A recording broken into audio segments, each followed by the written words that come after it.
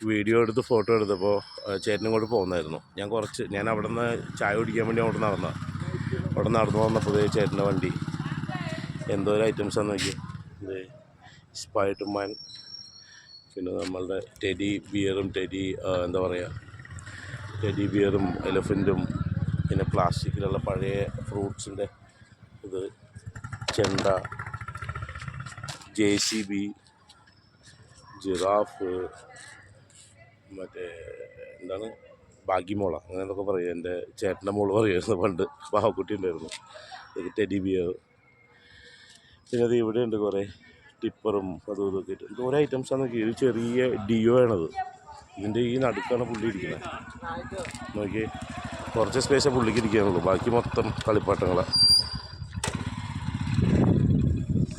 നല്ല രസമായിട്ടില്ലേ